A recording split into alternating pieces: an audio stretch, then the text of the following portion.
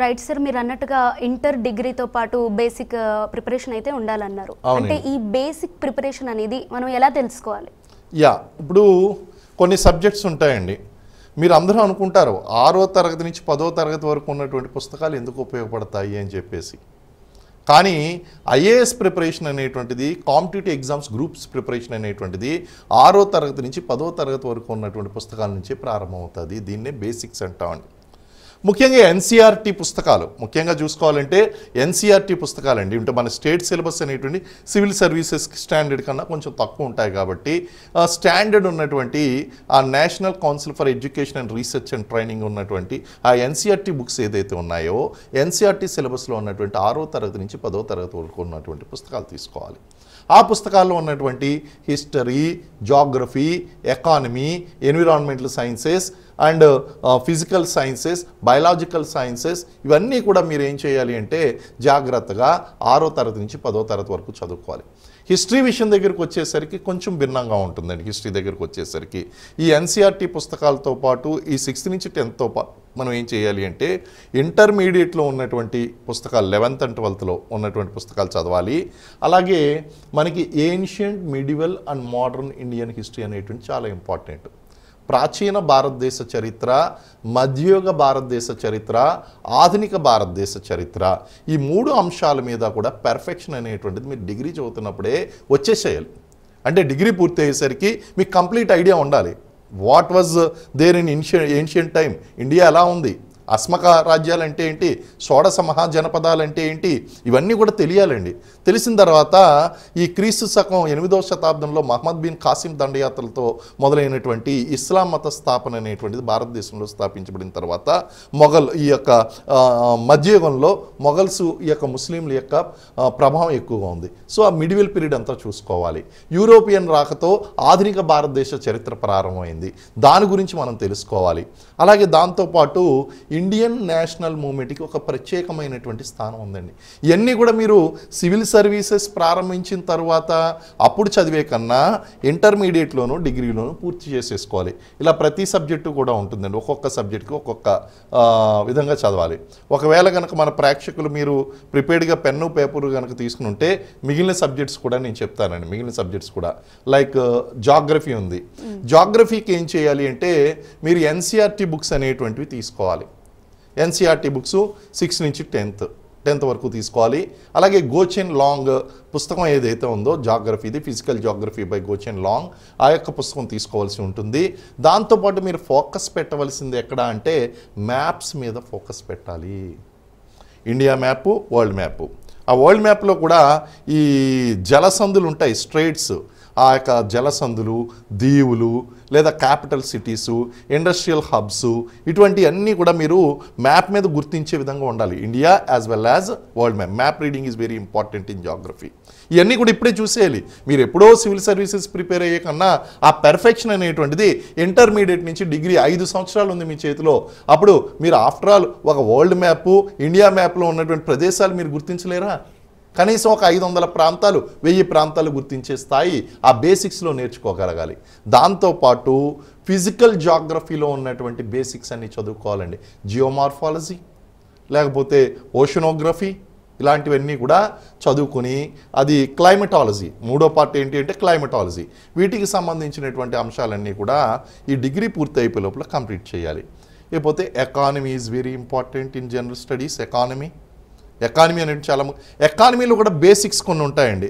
ఇవి పట్టు రావడం కోసం 11th and 12th ఎన్సీఆర్టీ పుస్తకాలు అనేటువంటి చదవడం చాలా ఇంపార్టెంటు.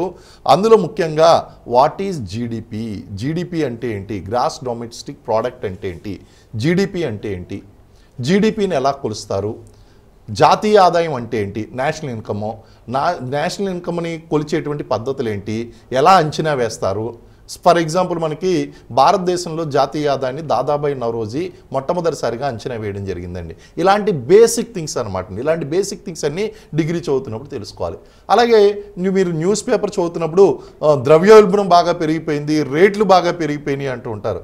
అసలు ద్రవ్యోల్బణం అంటే ఏంటి, ఇన్ఫ్లేషన్ అంటే ఏంటి, ఇన్ఫ్లేషన్ అనేటువంటి దానికి ఈ ధరల పెరుగుదలకి ఉన్నటువంటి ఆ ఫినామినా రిలేషన్ ఏంటి, ఇలాంటివన్నీ కూడా బేసిక్ థింగ్స్ అర్థం చేసుకోవడానికి ప్రయత్నించాలి. ఎవ్రీ ఇయర్ చూశారు కదా బడ్జెట్.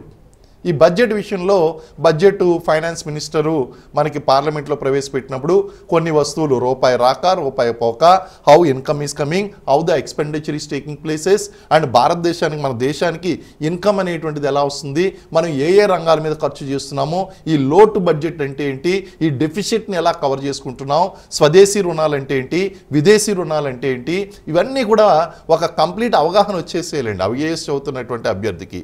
అలాగే బ్యాంకింగ్ రంగము ఫిస్కల్ డిపాజిట్స్ అంటే ఏంటి, లేకపోతే how the banking industry is cooperating for primary, secondary and tertiary sectors, అలాగే రిజర్వ్ బ్యాంక్ యొక్క విధులేంటి, ఇవన్నీ కూడా వీటికి సంబంధించినటువంటి బేసిక్స్ అన్నీ కూడా గ్రాడ్యుయేషన్లోనే తెలుసుకోవాలి. ఇప్పుడు చూసారా మీరు చదువుకోవాల్సింది ఎంత, ఇవన్నీ కూడా మీరు తర్వాత చదువుకున్నారనుకోండి టైం కన్జ్యూమ్ అయిపోతుంది. అంటే తర్వాత చదివితే మీకు ఐఏఎస్ రాదు అని నేను అన్ను, మీరు కన్సిస్టెంట్గా ఇప్పటి నుంచి కూడా ప్రిపరేషన్ ప్రారంభించి ఇవన్నీ తెలుసుకున్నారు అంటే మీరు సక్సెస్ అవుతారు. అలాగే పాలిటీ చాలా ఇంపార్టెంట్ అండి. ఈ బేసిక్స్లో ఉండేటువంటి దానికి వస్తే మనకి పొలిటికల్ సైన్స్ అనేటువంటిది, కాన్స్టిట్యూషన్ అనేటువంటిది చాలా ఇంపార్టెంట్. ముఖ్యంగా ప్రియాంబుల్, ఆ యొక్క పీఠిక, రాజ్యాంగ పీఠిక అంటాం, ప్రియాంబుల్, ఫండమెంటల్ రైట్స్, ప్రాథమిక హక్కులు. ఒకప్పుడు ఆస్తి హక్కు కూడా ప్రాథమిక హక్కే, కానీ 44వ రాజ్యాంగ సవరణ ద్వారా ఆస్తి హక్కును ప్రాథమిక హక్కుల నుంచి తీసేశారు. Right to property is not a fundamental right now, we have only basically 6 fundamental rights. ప్రాథమిక హక్కులు 6 ఉన్నాయి ఇప్పుడు. అలాగే ప్రాథమిక హక్కులకు సంబంధించినటువంటి కేసులు, గోలక్నాథ్ కేసు, లేదా రాజ్యాంగ స్వరూపానికి సంబంధించినటువంటి కేసు, కేశవానంది భారతీ కేసు, మినర్వా మిల్స్ కేసులు, ఇలాంటివన్నీ కూడా మీరు చదవలసి ఉంటుంది. దీంతోపాటు డిపిఎస్పి అంటే directive principles of state policy, ఆదేశిక నియమాలు. ఆదేశిక నియమాలకి ప్రాథమిక హక్కులకి ఉన్నటువంటి సంబంధం ఏంటి? మీకు ఒక చిన్న ఎగ్జాంపుల్ చెప్తా అండి. ఒకసారి నేను ఇలాగే సోషల్ మీడియాలో చూశాను, ఒక టీవీ ఛానల్ వారు సాఫ్ట్వేర్ ఇంజనీర్స్ మన హైటెక్ సిటీకి వెళ్ళి ఆగస్ట్ 15కి జనవరి 26కి ఉన్నటువంటి తేడా ఏంటి అని అడిగారండి. ఏంటి సార్ తేడా మరి? అడిగేసరికి అక్కడ ఉన్నటువంటి పిల్లలందరూ కూడా ఆశ్చర్యకరమైన సమాధానాలు. జనవరి 26 అంటే దేశానికి స్వతంత్రం వచ్చిందని కొంతమంది, లేకపోతే ఆగస్ట్ 15 అంటే అని తెల్లమోహన్. అదే కనుక ఈ కాంపిటేటివ్ ఎగ్జామ్స్ ప్రిపేర్ అవుతున్నటువంటి మా కాంపిటేటివ్ ఎగ్జామ్స్ పిల్లల దగ్గరికి వచ్చి అడిగేసరికి సరే ఏం లేదు, జనవరి 26 అంటే మాకు రాజ్యాంగం అమల్లోకి వచ్చినటువంటి దినం కాబట్టి దాన్ని ఆ దినం జనవరి 26ని రాజ్యాంగ దినోత్సవం, ఆ యొక్క రిపబ్లిక్ డేగా భారతదేశాన్ని సార్వభౌమత్వంగా ప్రకటించుకుంటూ రాజ్యాంగాన్ని అమల్లోకి చేసినటువంటి దినంగా దాన్ని ప్రకటించుకున్నామని చెప్పారు. స్వాతంత్ర దినోత్సవం కాబట్టి ఆగస్ట్ 15. కానీ ఇక్కడ ఉల్టా పుల్టా చెప్పారండి. సో ఇలాంటి బేసిక్స్ అన్నీ కూడా మనకి ఇంటర్మీడియట్ నుంచి. ఇంకో విషయం తెలుసా, అసలు జనవరి 26కి ఆగస్ట్ 15కి రెండింటికి కూడా జెండా ఎగరవేస్తారు. కానీ ఆ జెండా ఎగరవేసేటువంటి దాంట్లో తేడా ఉంది. ఆ తేడా ఇప్పుడు మనం చెప్తేనే కానీ మీకు గుర్తుండదండి, తెలియదు చాలామందికి. ఇది కూడా ఐఏఎస్ బేసిక్సే. ఇప్పుడు మీరు ఫైండ్ అవుట్ చేయండి, ఇదే ఎక్సర్సైజ్ కింద కామెంట్లో మీరు పెట్టండి, కింద పెట్టండి. మీరు నిజంగా ఫైండ్ అవుట్ చేయగలిగితే యు ఆర్ గ్రేట్.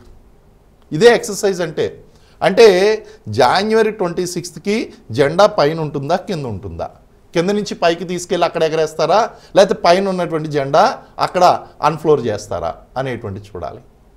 లేదా 15th ఆగస్ట్కి ఏం చేస్తారు, ఇవన్నీ కూడా బేసిక్స్ అనమాట అండి. ఇవన్నీ కూడా బేసిక్స్. అలాగే మనకి పార్లమెంట్ అంటే ఏంటి, లోక్సభ, రాజ్యసభ, అలాగే దాని యొక్క ప్రెసిడెంట్తో కలిపినటువంటి ఆ యొక్క సభ ఏ విధంగా పనిచేస్తుంది, ఎమ్మెల్యేలు ఎలా ఎన్నుకోతారు, ప్రెసిడెంట్ ఎలా ఎన్నుకోతాడు, ప్రైమ్ మినిస్టర్ ఆఫీస్ ఎలా పనిచేస్తుంది, కంట్రోలర్ అండ్ ఆడిటర్ జనరల్ ఎలా పనిచేస్తారు, ఎన్ని అంశాలు కూడా మీరు లక్ష్మీకాంత్ అని చెప్పేసి సివిల్ సర్వీసెస్కి బైబిల్ అనమాట అండి. అలాంటి పుస్తకాలు మీరు బేసిక్ పుస్తకాలు అనేటివి చదువుకోవాలి. హిస్టరీ చదువుకోవాలంటే బిపిన్ చంద్ర చదవాలి. జాగ్రఫీ చదవాలి అంటే గోచిన్ లియాంగ్ అనేటువంటి పుస్తకం ఉంది, ఫిజికల్ జాగ్రఫీ గోచిన్ లియాంగ్, ఆ పుస్తకం చదువుకోవాలి. ఎన్సీఆర్టీ పుస్తకాలు చదవాలి. ఇవన్నీ కూడా మీరు ఇప్పుడు మనం చెప్పేవన్నీ కూడా మీరు లిస్ట్ రాసుకుంటున్నారు అనుకుంటున్నాను. ఇవన్నీ కూడా మీరు చదివినట్లయితే ఖచ్చితంగా ఆ యొక్క ఇంటర్మీడియట్ చదువుతున్నప్పటి నుంచి, డిగ్రీ చదువుతున్నప్పటి నుంచి ఏమాత్రం స్ట్రెస్ లేకుండా సస్టైనబుల్ వేలో ప్రిపరేషన్ అనేటువంటిది కొనసాగించవచ్చండి.